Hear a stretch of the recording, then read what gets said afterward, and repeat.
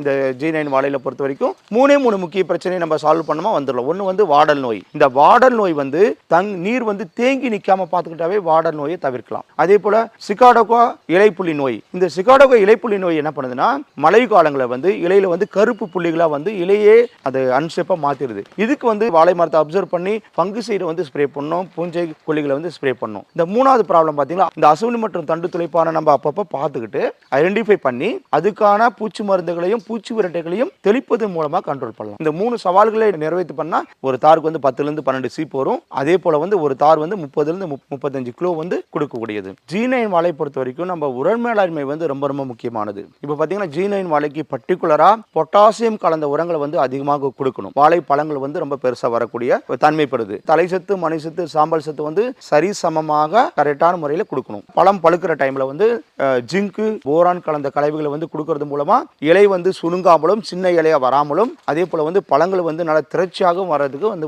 வழிவகை செய்யுது. சொட்டு நீர் பாசனம் போட்டா இன்னும் ரொம்ப ரொம்ப அருமை. ஏன்னு சொன்னா சொட்டு நீர் பாசனம் மூலமாக நம்ம வந்து உரங்களை வந்து செடி வேறுகிட்ட பகுதியிலேயே நம்ம கொடுக்கும்போது செடியுடைய வளர்ச்சியும் அதே போல வந்து அந்த மகசூலும் 30% அதிகமாக இருக்கிற நிறைய ஆய்வுகள் சொல்லுது. அப்ப சொட்டு நீர் பாசனத்தை நம்ம பயன்படுத்துறது வாழை மரத்துக்கு ரொம்ப ரொம்ப முக்கியமானது. வாழை மரங்கள் வாழை பழங்களை பொறுத்த வரைக்கும் 6 7 மாசத்துல வந்து பூ பூத்து காய்க்க ஆரம்பிச்சிடும், வாழைக்காய் வர ஆரம்பிச்சிடும். போல அடுத்த 3 4 மாசத்துக்கு வந்து பழம் பழுக்க ஆரம்பிச்சிடும். மொத்தமா பார்த்தோமா 10 11 இல்ல 12 மாசத்துல வந்து சிறப்பான முறையில் அறுவடை செய்யலாம். இந்த திசு வளர்ப்பு வாழை இருக்கு பாத்தீங்களா, அது ஒரே சரிசமமாக சீரான வளர்ச்சியை கொடுக்குது. தார்களை வந்து ஒரு சீரான முறையில் வந்து ஒரே சமயத்தில் அறுவடை செய்ய இது வந்து சப்போர்ட் பண்ணுது. அதனால தான் விவசாயிகள் தோழர்கள் வந்து திசு வளர்ப்பு வாழையில வந்து வாழையை வந்து பயிரிடணும். இந்த திசு வளர்ப்பு வாழையில முதல் தடவை வந்து நம்ம அறுவடை பண்ணிடுறோம். அதுக்கப்புறம் ஒரே ஒரு கண்ணு மட்டும் மருதாம்புக்கு கொடுக்கலாம். அப்படி கொடுக்கும்போது ரெண்டாவது வந்து இந்த கண்ணு வாங்கி வைக்கிற இந்த பராமரிப்பு செலவை மிச்சப்படுத்தி உரங்கள் மட்டும் கொடுத்தா போதும். சிறப்பான மகசூலை வழிவகை செய்கிறது. ஒரு முறை நடவு பண்ணீங்கன்னா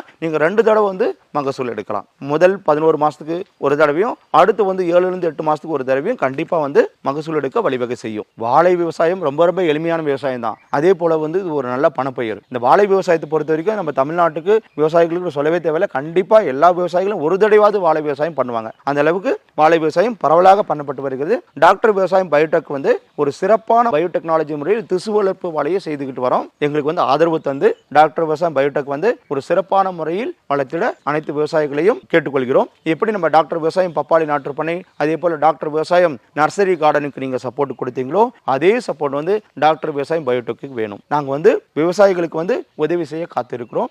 எந்த டைம் நீங்க வந்து போன் பண்ணி கேட்டாலும் அதற்கான தீர்வுகள் வந்து சிறப்பான முறையில் கொடுக்கிறோம்.